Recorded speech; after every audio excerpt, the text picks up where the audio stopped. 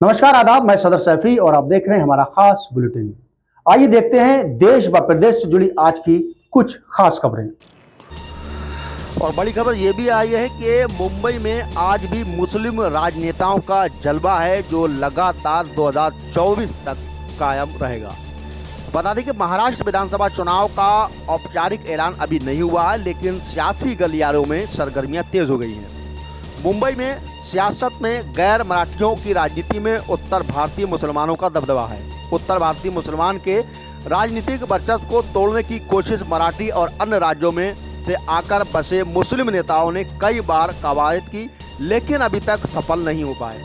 इस बार के विधानसभा चुनाव में उत्तर भारतीय मुसलमान नेता मुस्लिम बहुमत सीटों से किस्मत आजमाने की कवायद में है। ऐसे में देखना है कि कांग्रेस से लेकर एनसीपी और सपा कितने उत्तर भारतीय मुसलमानों को प्रत्याशी बनाते हैं। महाराष्ट्र में 12% मुस्लिम वोट हैं जो चुनावी मैदान में सियासी खेल बनाने और बिगाड़ने की ताकत रखते हैं। उत्तरी कोंकण, मराठावाड़ा, संदर्भ, पश्चिमी विदर्भ और मुंबई के इलाके में करीब 40 से 45 विधानसभा सीटों पर एक महत्वपूर्ण भूमिका भी निभाते हैं। 2019 चुनाव में मुस्लिम 10 विधायक जीते थे, जिसमें 6 विधायक मुंबई इलाके से हैं। इसमें से मुंबई में मुस्लिम सियासत को समझा जा सकता है और 2024 में भी उन्हीं 6 सीटों पर उत्तर भारतीय के मुस्लिम चुनावी मैदान में उतरने की कोशिश में जुटे हैं। 2024 के विधानसभा चुनाव को लेकर राजनीतिक दलों में सीटों और उम्मीदवारों को लेकर लगातार मंथन और बैठक का दौर जारी है।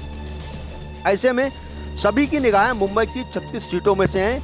कितनी सीटों पर मुस्लिम चेहरे चुनाव मैदान में सियासी दल पर उतरते हैं।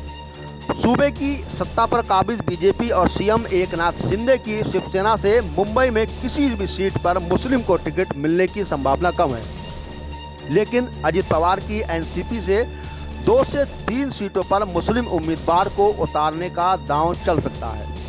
अजित पवार की पार्टी ने जिन 3 मुस्लिमों में से मुंबई से चुनाव लड़ने की चर्चा है, उनमें से भारतीय मुस्लिम चेहरों में पूर्व मंत्री बाबा सिद्दीकी का बेटा जीशान बांद्रा पश्चिमी विधानसभा सीट से अजित पवार की एनसीपी से उम्मीदवार हो सकते हैं। इसके अलावा अणुशक्ति नगर सीट से विधायक नवाब मलिक को इस बार चुनाव में मानखुर्द शिवाजी नगर सीट से चुनाव में उतार सकते हैं। अणुशक्ति सीट से नवाब मलिक अपनी बेटी सना मलिक को चुनाव लड़ाने की तैयारी में हैं। जीशान बिहार से हैं तो नवाब मलिक उत्तर प्रदेश के आकर मुंबई में बसे हैं। वहीं कांग्रेस और शरद पवार की एनसीपी को लेकर समाजवादी पार्टी तक उत्तर भारत के मुस्लिमों को टिकट देने का दांव चल सकी है।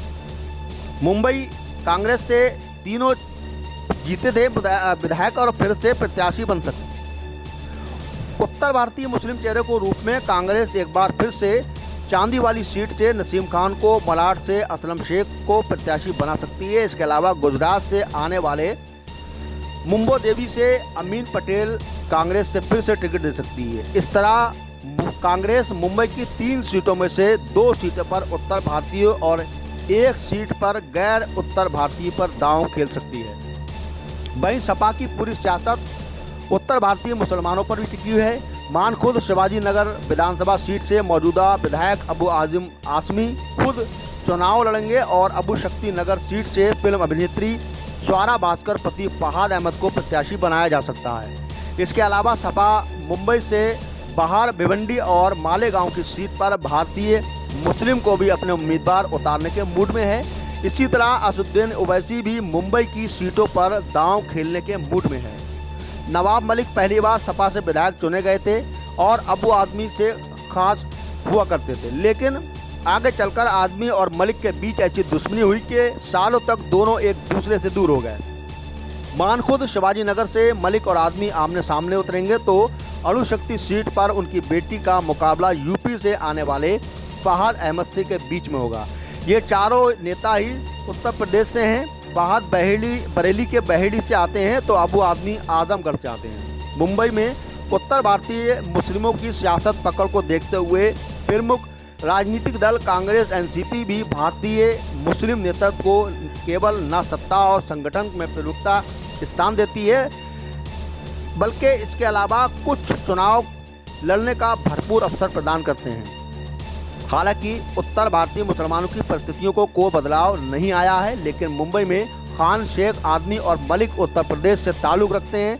बाबा सिद्दीकी को मुस्लिम उत्तर भारतीय नेता स्वीकार नहीं करते हैं, लेकिन वह बिहार से हैं, अमीश पटेल गुजरात से हैं। लगातार माने तो मुस्लिमों का आज भी, यानी मुस्लिम जो राजनीतिक हैं उनका आज भी मुंबई के अंदर दबदबा कायम है। देश व प्रदेश से जुड़ी हर खास खबर के लिए हमारे चैनल को सब्सक्राइब, लाइक व शेयर भी करें।